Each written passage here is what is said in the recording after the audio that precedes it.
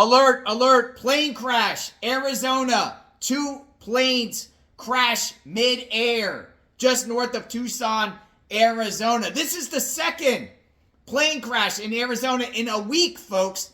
What in the world is happening here in Arizona with these plane crashes? I got footage. I want to share some information with all of you. Check it out.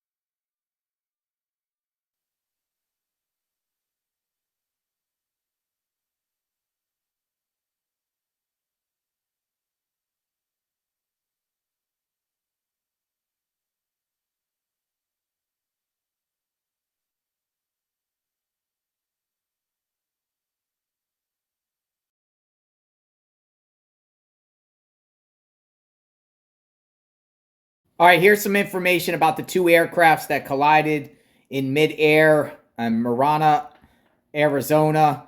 The aircrafts involved in the Marana mid-air collision have been identified as Land Care 360 MK2 and a Cessna 172S. Now, here's key information right here.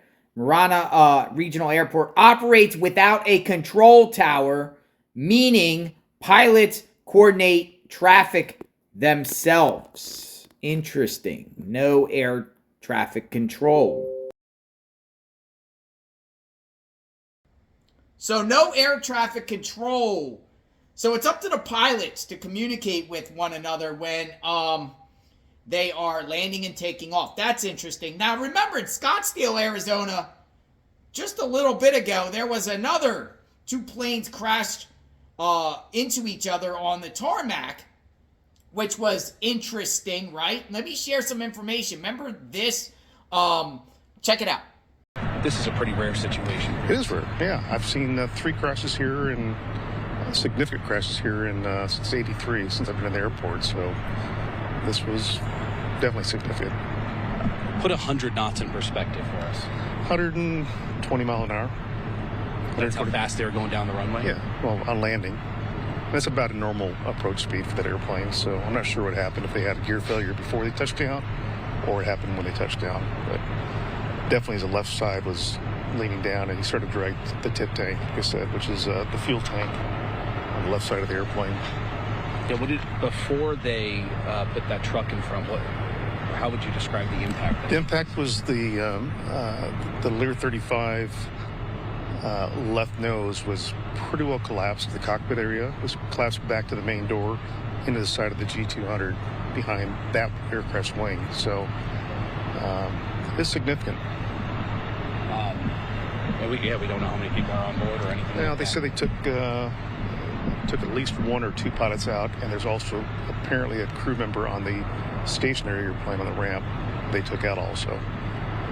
So scary stuff. You're talking about how fast they're going and everything.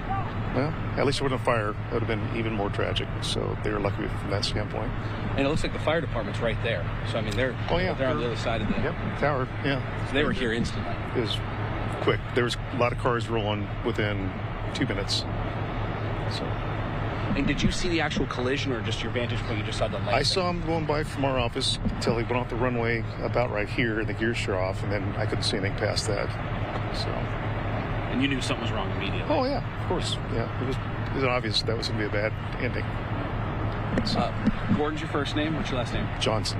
All right, you're just listening in there to some of these quick remarks from an eyewitness, I believe, on the ground there at this scene in Scottsdale, Arizona. So we're following it very closely. I do want to continue on, though, as we do have our Fox 10 reporter Steve Nielsen on the ground for this, as he's following this breaking event. Another scary one on the runway, as it appears a plane was approaching to land at this runway. They're talking about 100 knots, so that is a great rate of speed. Let's take you out to some of their live coverage here from Phoenix, Arizona.